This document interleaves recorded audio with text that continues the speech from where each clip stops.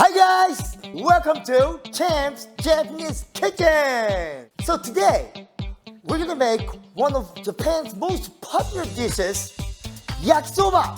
Yakisoba is perfect for a quick meal and to enjoy with your friends and family. So, let's get cooking!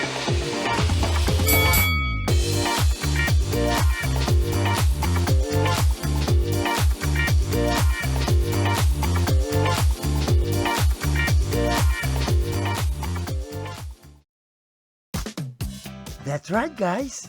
Today is a recipe that I've been craving to cook for a long time. Yakisoba. Yaki means fried, and soba means noodles. Together, you have yakisoba. You can find yakisoba all over Japan and it's loved by everyone. Whether it's for your children's dinner after a long day at school or at one of Japan's summer festivals, yakisoba is perfect for any occasion. First, we'll be using Japanese cooking sake and mirin, which we often use on this channel. If you cannot find them, I have the perfect substitute. Ta-da! That's right, white wine. You can actually replace sake with wine. To make the Mirin Substitute, mix 50 milliliters of wine with 1 tablespoon of sugar. That's it. Next, we'll make the Yakisoba sauce for 2 people.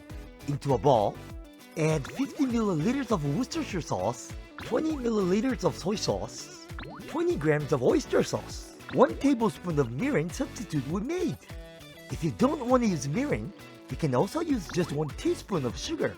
Then, give everything a nice mix. One of the most important ingredients.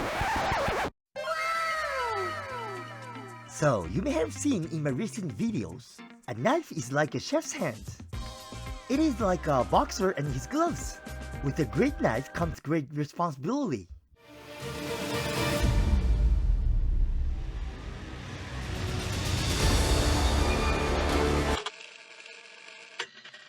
Finding the perfect knife can be difficult.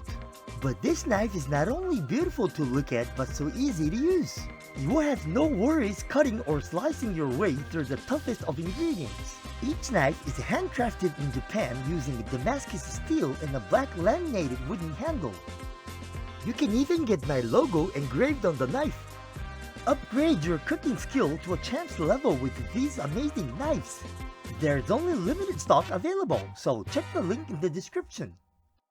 One of the most important ingredients in yakisoba is cabbage.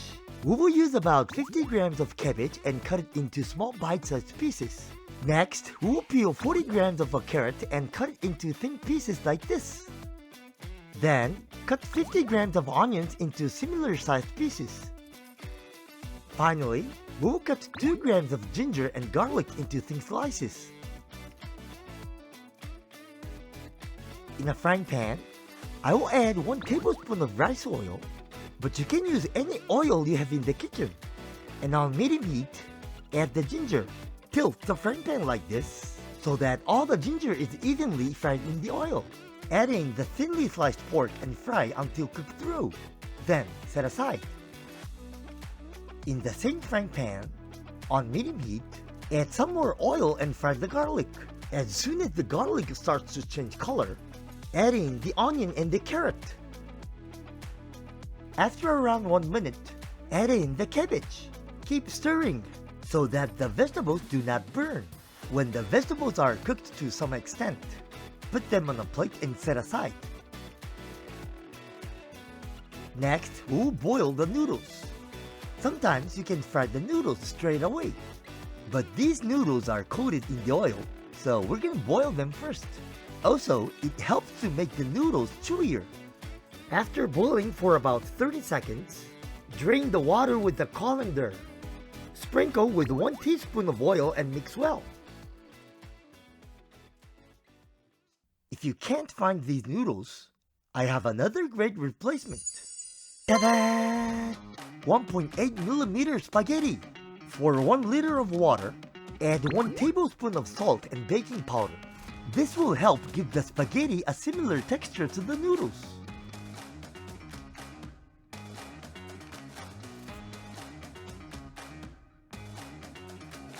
almost the same.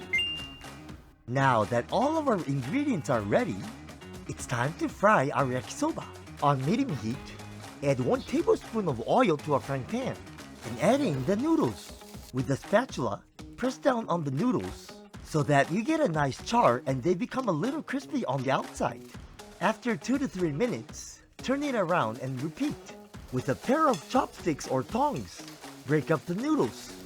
Then add in the pork, then the cabbage, onions and carrots, and finally our sauce. Give it a nice mix so everything is covered in the sauce. Don't forget to taste!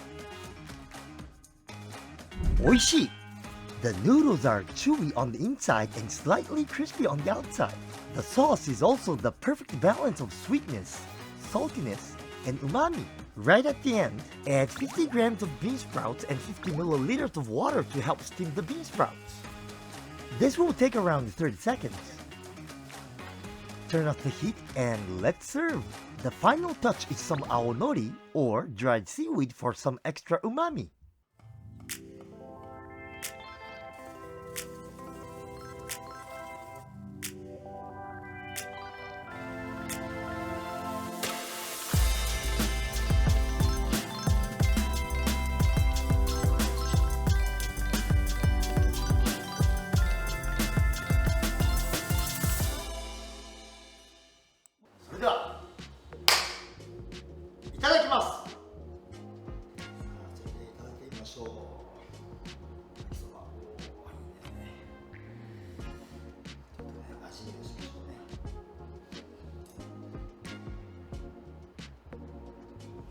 This original sauce tastes so good and very flavorful.